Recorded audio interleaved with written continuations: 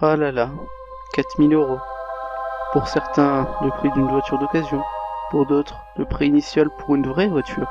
Ou même pour certains, pour une maison. Voire le prix de 4 iPhone X pour les plus riches d'entre nous. Mais est-ce que ça pourrait pas être le prix d'une config gamer également? Et oui les amis, c'est Ultima MV, et aujourd'hui, vous l'aurez compris, on se retrouve pour une vidéo config gamer aux capacités monstrueuses, et heureusement vu qu'elle aura été payée 4000 euros. Allez, c'est parti!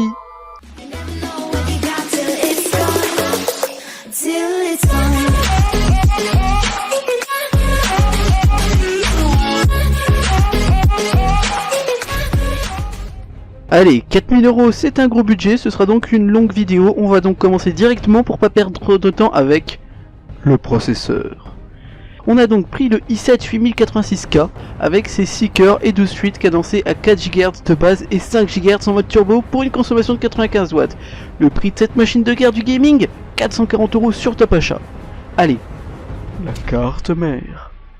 Vu les fréquences atteintes par le processeur, on a pris une excellente carte mère à 440 euros, la Asus ROG Maximus X Formula, au socket 1151 et au chipset Z370 sur une carte mère ATX. Et oui, on a même le Wi-Fi, les LED d'inclus, du coup certaines options ne deviennent pas obligatoires. Il y a aussi le Bluetooth au passage. Allez, on enchaîne avec ce qu'il va nous falloir en termes de RAM.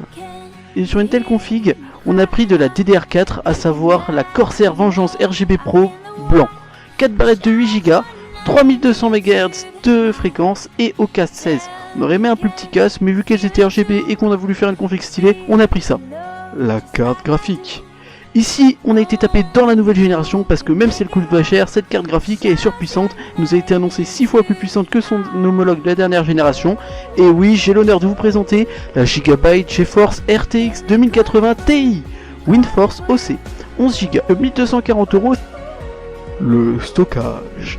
Pour l'OS et quelques applis très utiles, on a pris un SSD. Enfin, par quelques applis, je sous-entendais ici pour 480 Go de stockage grâce au Kingston KC1000 480 Go M.2. Et de toute façon, tout ça, ce sera dans la config qui est sur Top Achat, il y aura le lien en description. Ce SSD coûte quand même 300 euros. Ça fait mal. Si vous avez besoin, vous pouvez prendre un SSD un peu moins cher. Vous en mourrez pas, je pense, à vitesse 1600 MO d'écriture. 2700 MO de lecture, mais vu qu'on sait jamais, voici 1 Tera de stockage en SSD supplémentaire, le Crucial MX500, 1 Tera, SATA 3 qui vous offre donc 1 Tera de stockage avec sa belle petite vitesse de lecture à 560 MO et sa vitesse d'écriture à 510 MO.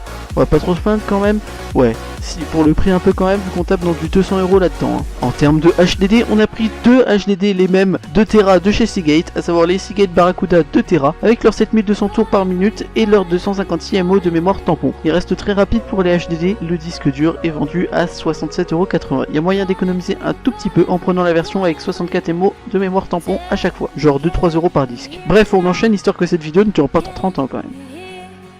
Le boîtier. Pour faire tenir toute cette belle config, il fallait un beau boîtier comme le Thermaltake Xiu 71 TG RGB. Par contre, 200 € du boîtier, ça douille un peu. L'alimentation. On a pris ici la Seasonic Prime Ultra Platinum 1300. 1300 watts comme ça, même si vous voulez mettre à 2080 Ti en slide, vous pourrez. Grâce à cette alimentation qui est encore une fois en 1300 watts, et oui, bien joué mesdames et messieurs, en 80 plus Platinum. Et ouais, on n'a pas déconné au niveau de la certification. Cette alimentation est également semi-modulaire, hein, pour un câble management plutôt joli. On tape quand même dans le 300 € pour cette alimentation. Ça fait mal par là où ça passe, mais au moins ce sera bon et pour des années, espérons. Les options.